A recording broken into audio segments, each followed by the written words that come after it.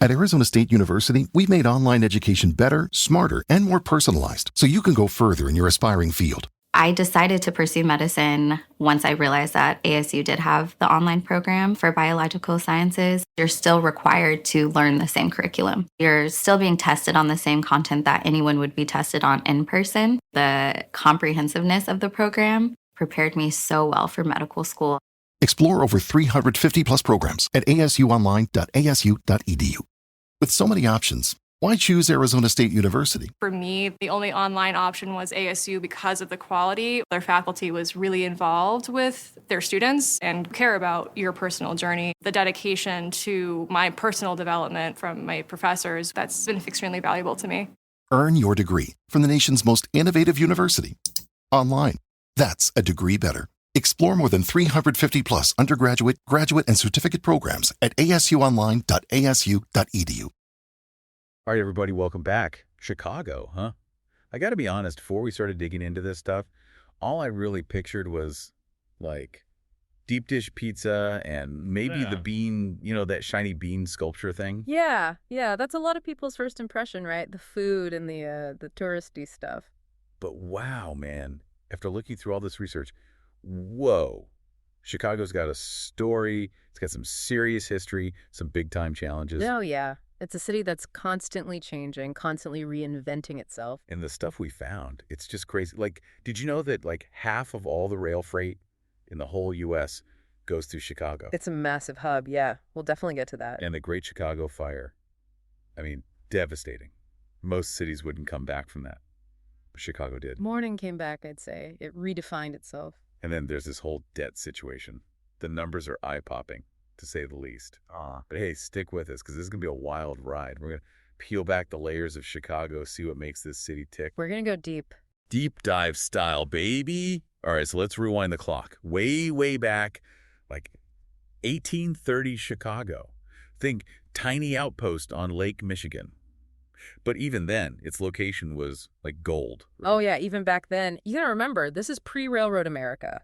Waterways were the main highways. In Chicago, boom, right on the Great Lakes, instant connection to the East Coast. Yeah. Plus, they built that Illinois and Michigan Canal, hooked it up to the Mississippi River. Right, straight to the heartland and then down to the Gulf of Mexico. They basically have the whole country at their fingertips. So Chicago, like, destined for greatness, basically. Built into its DNA, yeah. And then wham, the railroads show up. Boom, yeah. Yeah. Like throwing gasoline on a fire. The city explodes, right? People pouring in, goods flowing out. Absolutely. Chicago becomes the link between East and West, the nation's crossroads.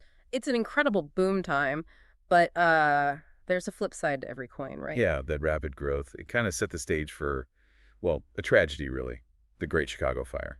1871, a date etched in the city's memory. Dude, reading about it, it's just, like, your heart sinks, A third of the city just gone, poof. 100,000 people homeless. Unthinkable, really. Well, imagine that happening today, right?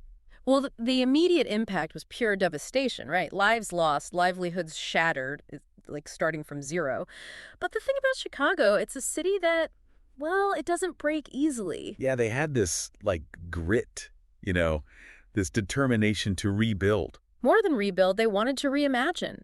They implemented stricter building codes, embraced new architectural trends, like really leaned into the future. You could almost say the fire, in a weird way, made Chicago stronger, gave it a new identity. Absolutely, shaped its character. All right, fast forward to today, you see that spirit reflected in its people.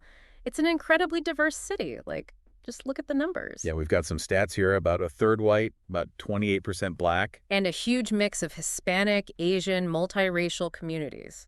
It's a melting pot in the true sense of the word. I mean, walking down the street, you hear a dozen languages. It's like a global party. That diversity, it feeds into the economy, too. Yeah, because when people think Chicago, they think, like, Wall Street, Finance, yeah.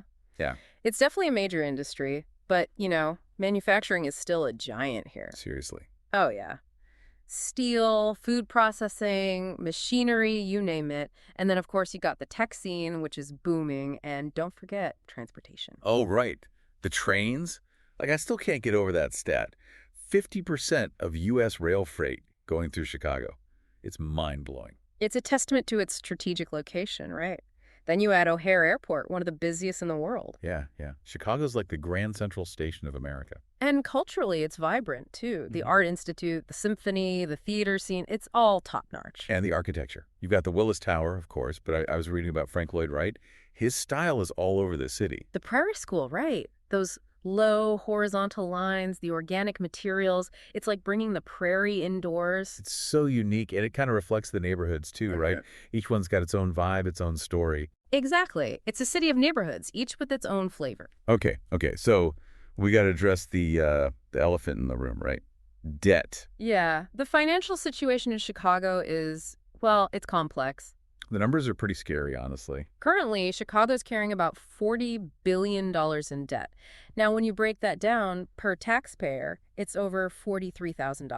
$43,000 per person. Oof. It's a heavy burden for residents to carry, especially on top of all their other expenses. And it's not getting any easier. Yeah, the city's population's actually been shrinking, right? Right. People moving out for various reasons, higher housing costs, some job sectors shrinking. So fewer people paying taxes, which makes that debt even harder to tackle. It's a vicious cycle in a way. So where does Chicago go from here? What's the next chapter? Well, that's the million-dollar question. But, you know, Chicago has faced down tough times before. Yeah.